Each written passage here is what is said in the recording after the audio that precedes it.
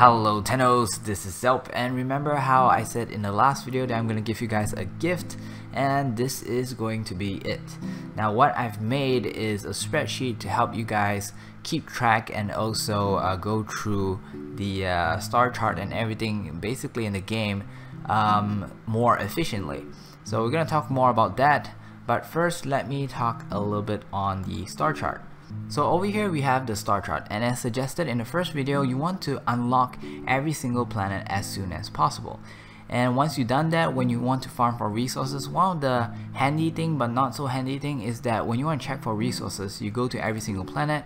Over here you have this extractor, and when you put your cursor there, you can see what loot actually dropped in that planet.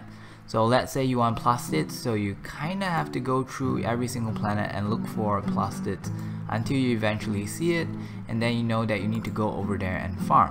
In many planets there are nodes that's taken over by infestation, and they call it dark sector. And over here on Earth you can see one example here, and it gives you basically more percentage of resource drop rate, experience, and also experience for certain weapons that you use, certain class of weapons like primary, secondary, or melee depending on the map.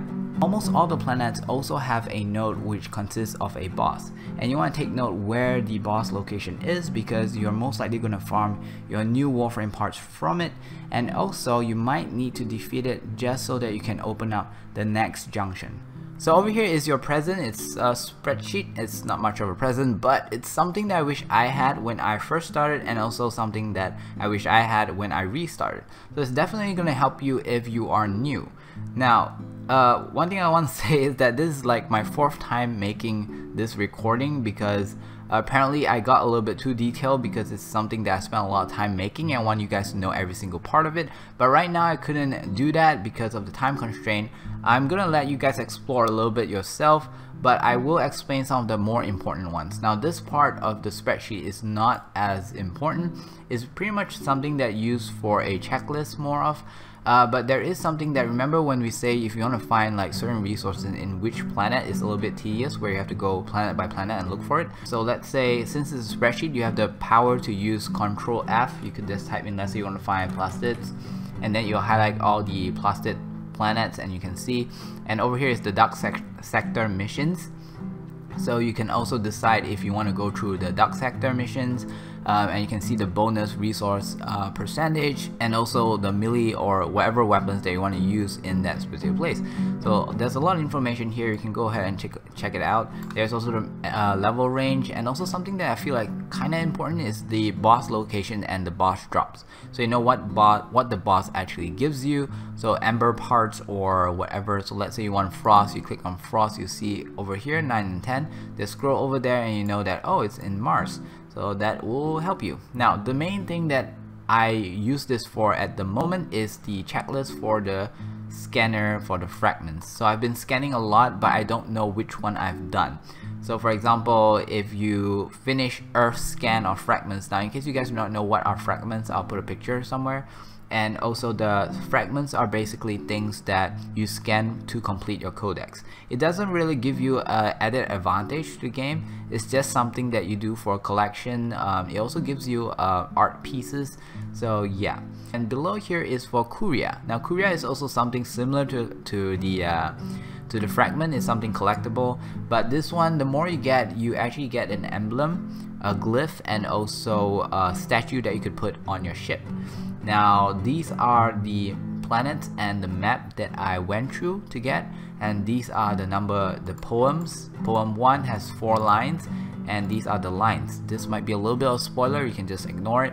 And once you're done, you just put over here done. You could actually put something else if it's fancy. You can put a number or something. I actually use 1 sometimes. And then but the important thing is actually not the planet and not the map, but the important thing is which tile set and where exactly is the location. So I'm gonna give you guys this link. He is a really great YouTuber. You should definitely go check him out, and he made this playlist basically of all of the location of the Curias. So if you don't have, let's say 3/4, just go ahead and click that and you'll see and find. Now there is some, I think there's 2 which is a little bit outdated because they changed the map, but however I have notified him and he will put the update somewhere, or maybe put it in the description, so make sure you just check out the description, and if you really don't know, you can go ahead and ask me instead. Okay, now the next one, which is probably the more important spreadsheet, is this one. Very often, especially when you're new, you don't know where to farm certain resource. So this is something that's going to help you. For example, first of all, let's say you want to farm, let's say, nanospores, and you don't know where to farm. Don't farm for nanospores specifically, okay? Farm for somewhere that has nanospore and also have something that is rarer. So this is how you can actually save time and be more efficient. So you can see that I've put stars here, so like 19 extra, I put 2 stars because they are extremely rare. For example, Oxium. In case you guys did not realize, if you come over here and you type in, if you were to search for Oxium, it is non-existent. You cannot find it in any of those maps. It's not listed, okay? But it is dropped by a specific enemy, which is called, one of it is called the Oxium Ospreys. I hope I got that right. So those enemies is only in specific maps, and one of the map that I find a lot of them spawn is this one, the Napcum Galatea, and over here you can get nanospores. You can also get control modules. Now these are those without the stars. The one with the stars are things that I'm sure most of you guys have spent time farming for it. Alright, the things that without the stars, they are fairly common. As you go through the star chart, you're gonna get a bunch of them, and if you really need to farm them together with something that you actually will be farming them in the future. So might as well do a mission to get the things that you don't really need to farm by doing the things that you need to farm. I hope I'm making sense. So for example, if you need nanospores, do Napcum Galatea, because you can also get Oxium, which is something that you're gonna need in the future. Alright, it's more efficient this way. If you need Argon Crystal, sadly this one you don't really have a choice. You have to do the voids, and in the voids you're gonna get the ferrite and also rubido. However, let's say if right now you're short of ferrite and rubido, so you have to consult yourself. Do you need Argon Crystal, or do you need more of neurodes or cryotics? So instead of just going and farm for ferrite and rubido, go farm for neurodes and cryotics or Argon Crystal instead. So if you want neurodes or cryotics, do Earth Tika. If you want Argon Crystal, do the void mode. You know what I mean? Now Argon Crystal is a little bit special. They have a decay, alright, so it will disappear the longer you hold it. Let me just add in, will decay. Alright, so you don't want to one-shot farm a lot of them and then keep them. It won't last. What you want to do is you farm them whenever you need them. So ferrite and rubido is also something that you're going to come across a lot, especially when you need to farm the Argon Crystal.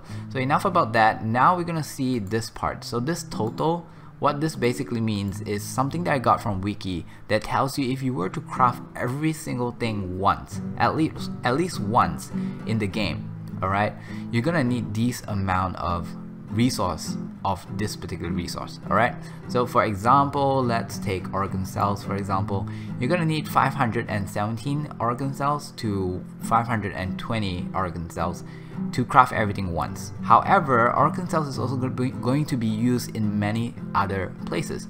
For example, for my blueprints, you're gonna need organ cells, the organ reactor, organ catalyst, and also even the axillus. All these requires organ cells, so you're gonna actually need a lot more than just 520.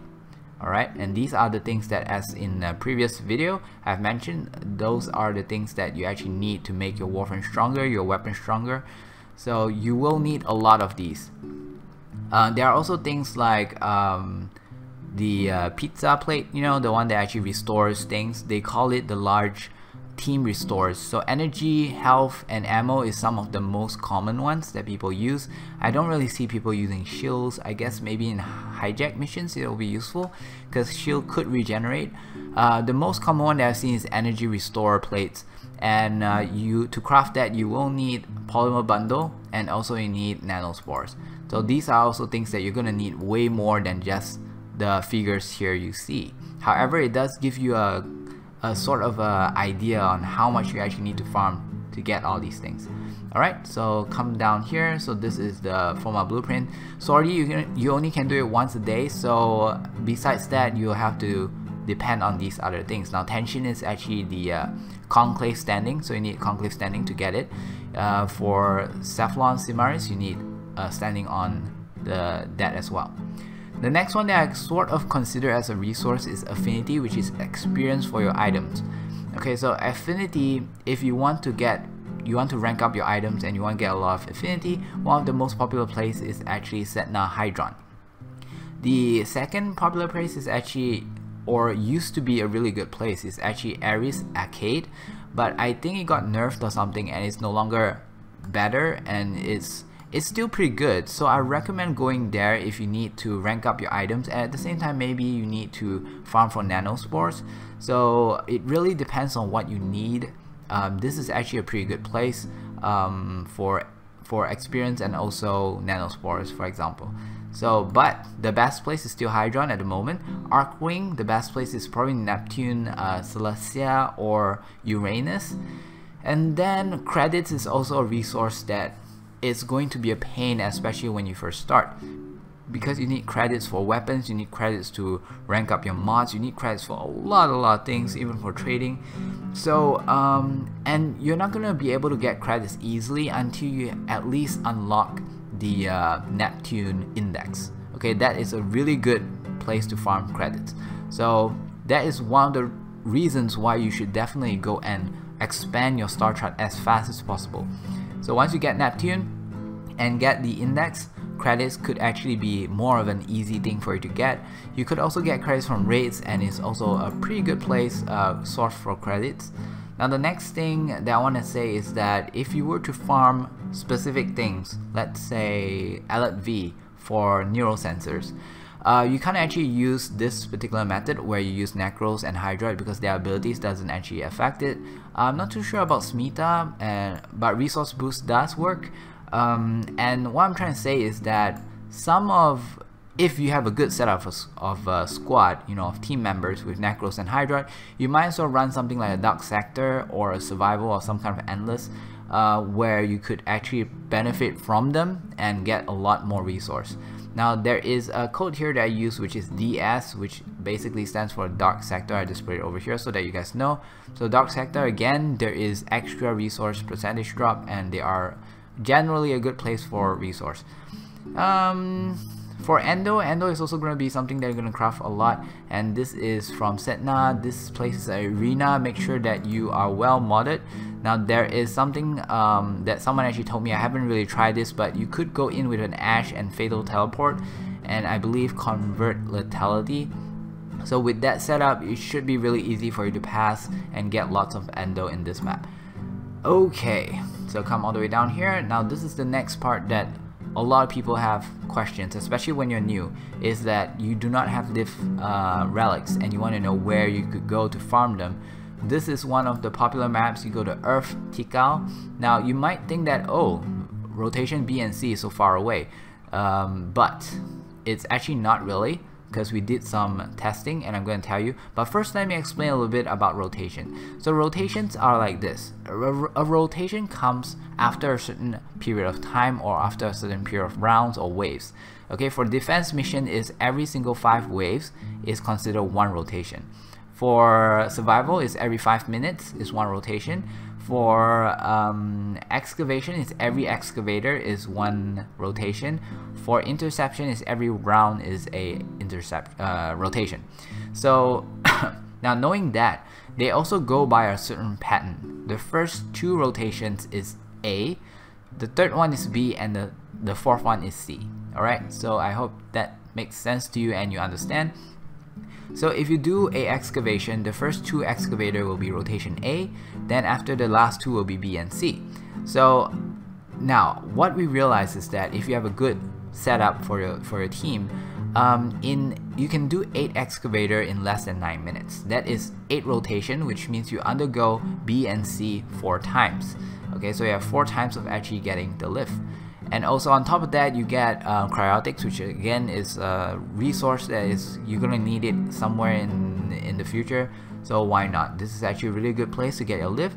The next one is Meso. Now Meso is a defense mission and it happened in rotation A. Now I actually put the percentage of it dropping Meso relics over here as well. So in this defend mission, Jupiter IO, it drops in rotation A, and in defense you know that the first 5 waves is 1 rotation. So what you basically want to do is do 10 waves to get 2 rotation, and that 2 is going to be in rotation A, and then you extract. Alright, so you don't go into rotation B and C and extract and then do it all over again. So you keep doing the rotation A over and over again, and that's going to get you a lot of Meso. Then we have Neo and Axis. To be honest, Axis is actually the better place. If you look at the percentage, this is a lot better.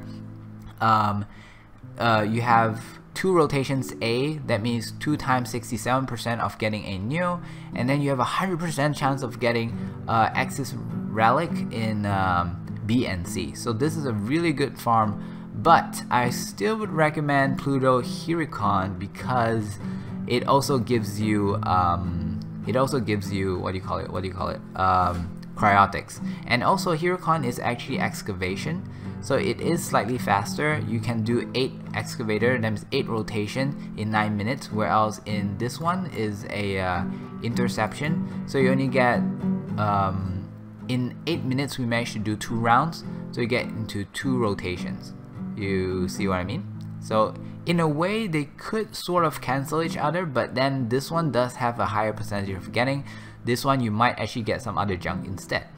Now in case you're wondering where I get my reference from, there's a link here. Now I forgot who was it exactly that actually posted it. Was it Rebecca or someone? Okay, so let's say this one, Venus Romula defense. In this defense mission, they'll actually tell you that in rotation A, what are the chances of what dropping. So lift, so you see these lift relics, and then all these are the percentage.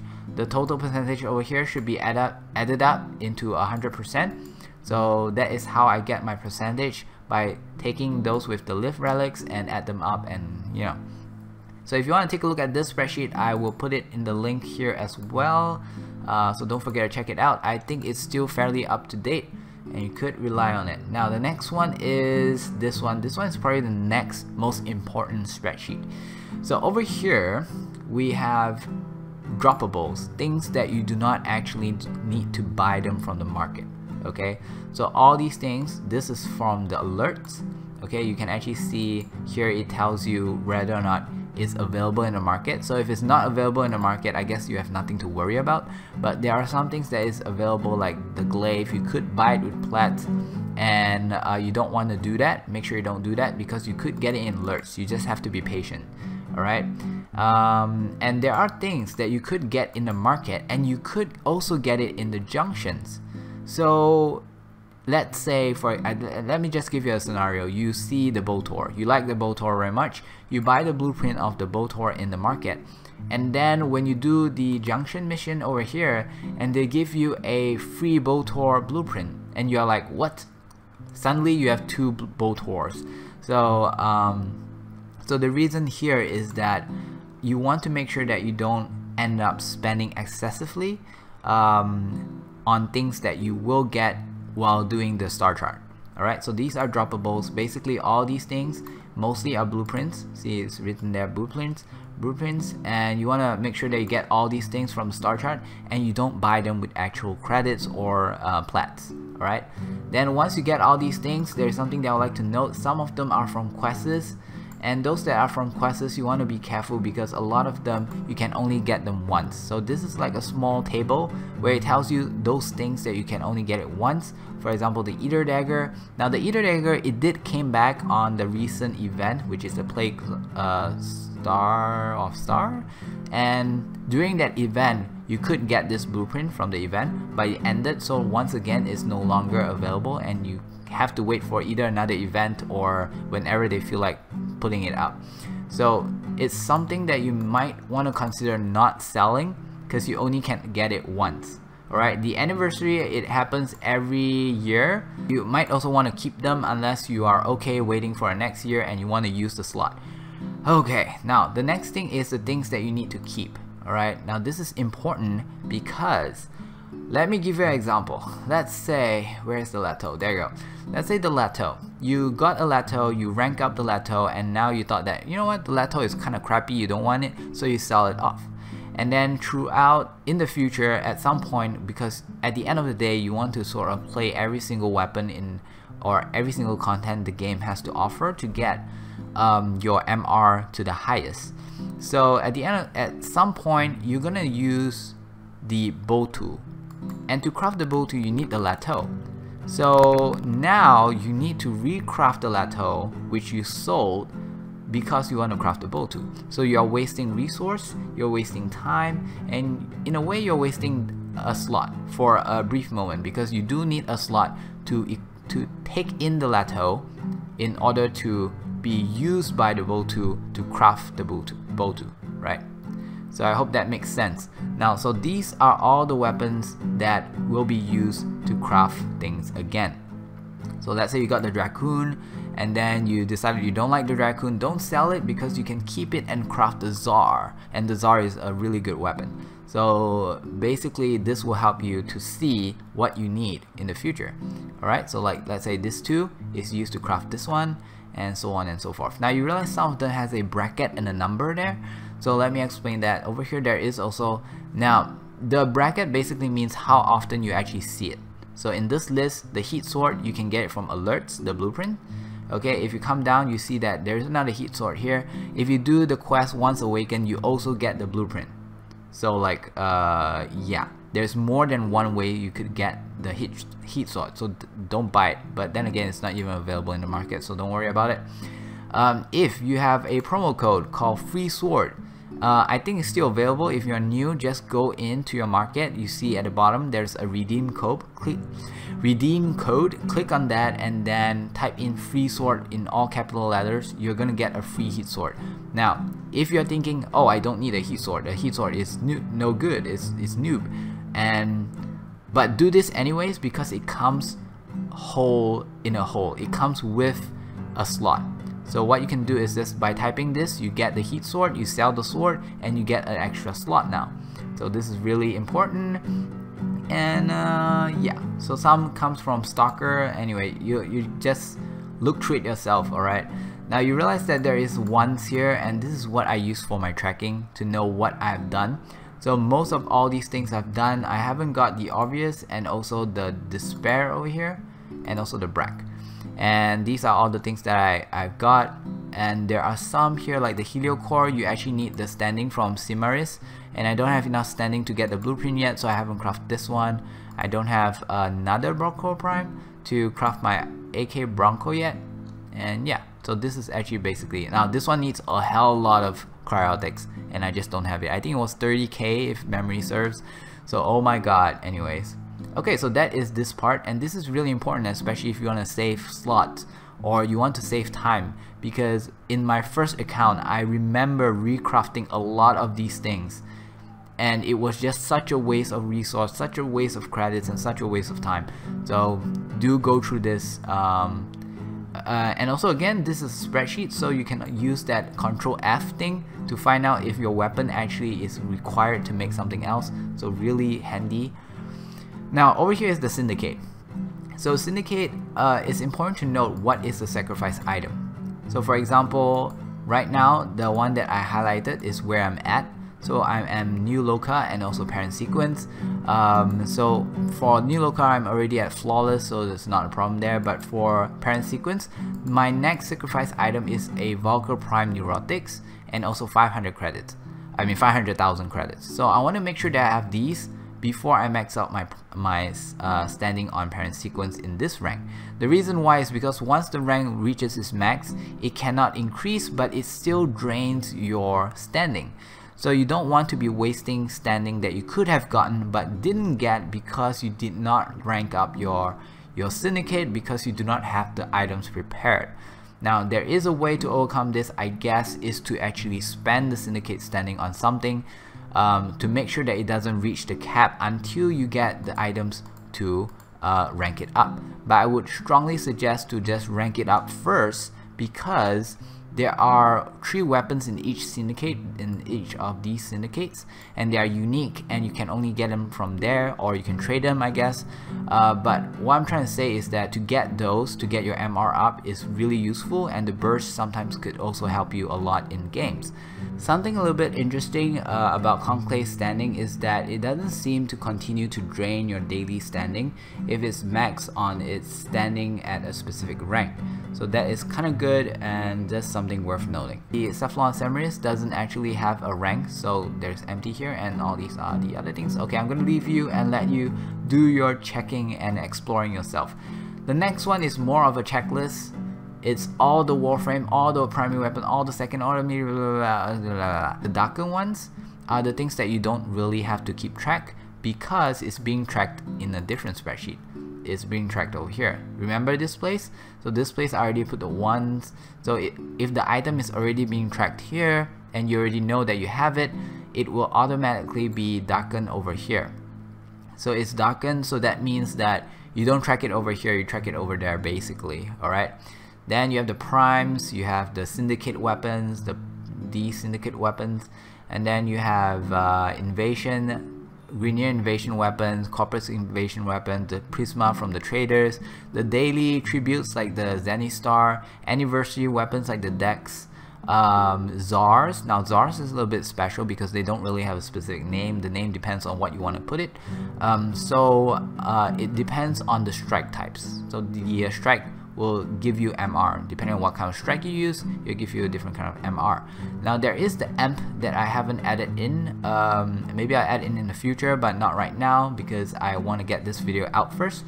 And also I want to tell you guys is that this spreadsheet is ongoing. It's live. So as I play through, I actually update this, so you can actually see my progress. Oh, if I have this, if I don't have this. And this is important for me because I got this a lot. You guys always ask me if I have this, if I have that, because you guys are really generous people and you want to donate certain things. I got like my Vectus Prime, I got my Mag Prime, I got a lot of things from you guys that you have extra and you want to help out. So from here you can straight away see what I have and what I don't have. My main problem and issue right now is actually slots, because I don't have the plats yet. At the bottom there's something that I did as well. It's not really something to be concerned of. What basically this is the total amount of weapons. So let's say the items. So melee weapon, there's a total of 136 including the Zaws, and then this, every single one that I've done, I put a 1 there, so you could see that I've done like 80 of the weapon in the list. So what I basically did is the total amount of items, and then I get the total amount of items that I've used, and I put that one over the other, and you can see the progression that I got, which is 61.26% in about 2 months. It's not too bad. So if you want to see certain weapons like prime weapons that's voted and you want to know what are they, you can actually click on this to see. This is just a link from wiki. And we go to the next and final list. Now this final list is really not that important, okay? It's just something that I want to share with you guys because I find that a lot of people, even the veterans, do not know this. It's the difference between affinity and MR points. Okay, so affinity is, okay, first of all, let's talk about rank. So MR rank is basically stands for mastery rank. As you go through more and more content, you gain rank point, mastery rank point, and then you rank up. So when you rank up, you have to do a test. So depending on what rank you are, you'll do a test, and then when you pass the test, you go to the next rank. Alright, and then the higher rank you are, the more standing cap you have. Now this standing cap applies to all of these. Where is it? Oh, here. So all these syndicates over here, the maximum standing is all depending on your MR. Okay, if you have more MR, means that you could do more, you could get more standing per day. Alright, this 6 actually share one MR pool, but I mean one standing pool, but the rest is all individual. Alright, so this is one of the reasons why you want to get high MR really quick, so that you can have more standing capacity to do per day. This is the daily amount of standing you can gain. Alright, And then the next one is your simulacrum enemy levels. Not really important, but it is important for me because I want to do testing on really strong enemies. The trading amount, so how many times you can actually trade per day, is also depending on what MR you are. The loadouts that you get, for every 2 MR you gain, you get 1 loadout. But right at the current stage at MR 16, you could have unlocked every single thing, every single content in the game, even Ravens. Okay, so Ravens currently up to date, it's only until MR 16. So the highest, the strongest Raven or whatever is an MR 16 Raven that you need to be able to equip. However, in Wiki it says that it's on MR 18. Now I'm not really sure why, so I'm just guessing maybe it includes a future Raven that may be coming in the future. I don't know, so I just leave it there, but currently just want to pay attention to MR 16.